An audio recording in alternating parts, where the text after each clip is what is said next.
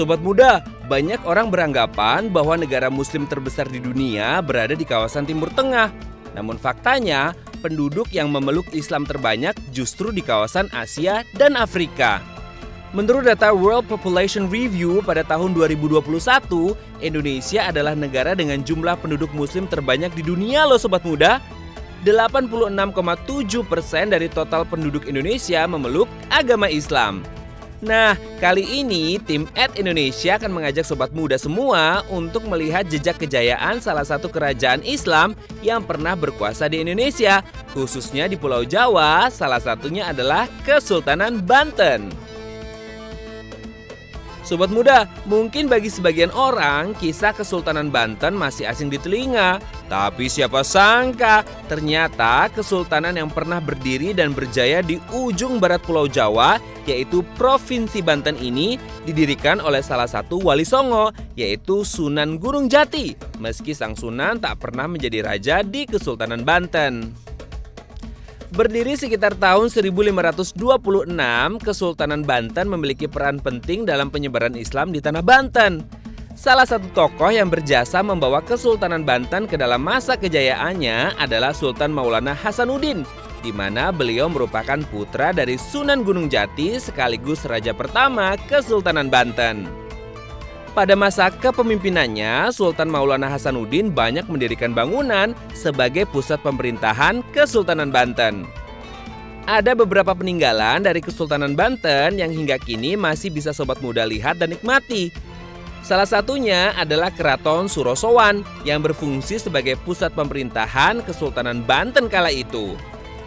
Dibangun antara tahun 1526 hingga 1570, Keraton Surosowan mengalami beberapa fase pembangunan.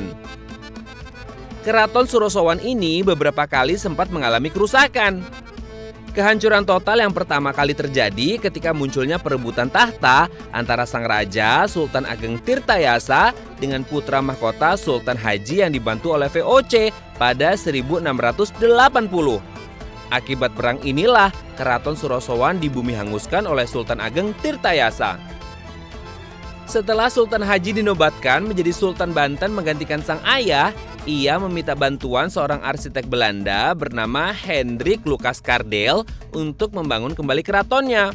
Atas jasanya, arsitek Belanda yang juga seorang mualaf ini diberi gelar oleh Sultan Haji dengan nama Pangeran Wiraguna. Kehancuran Surosowan yang kedua terjadi pada tahun 1808 dipimpin oleh Gubernur Jenderal VOC saat itu, Herman William Daendels, karena ketidaksepahaman antara pihak Belanda dan Kesultanan Banten.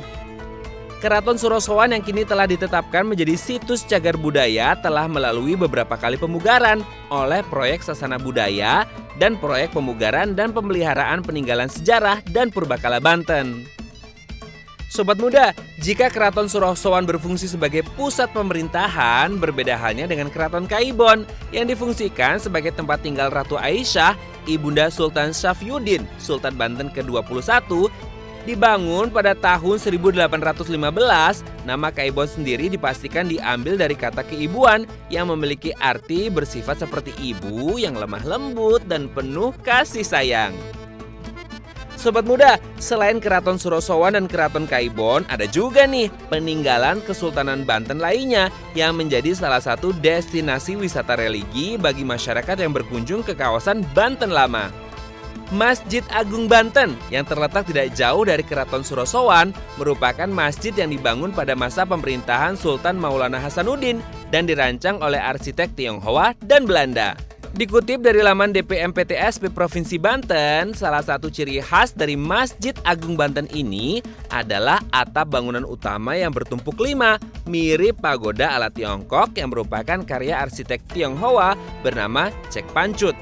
Di dalam masjid yang pertama kali dibangun pada 1556 ini, terdapat kompleks makam Sultan-Sultan Banten beserta keluarganya. Pada jarak 10 meter dari kolam bagian depan masjid terdapat bangunan lain, yaitu menara dengan tinggi 23 meter. Menara ini dibangun pada abad ke-18 Masehi, sobat muda. Selain itu, terdapat bangunan pawestren yang letaknya berdampingan dengan ruang utama. Oh iya sobat muda, tahukah kamu pewastren atau palastren berasal dari bahasa Jawa estri yang artinya istri atau perempuan. Kemudian karena pengaruh struktur bahasa Jawa, kata paistrian tersebut berubah menjadi pelastren atau pawastren. Istilah ini dapat ditemukan di masjid-masjid di Pulau Jawa, terutama masjid kuno dan masjid yang dulunya menjadi bagian dari Kerajaan Islam Jawa seperti Masjid Agung Banten.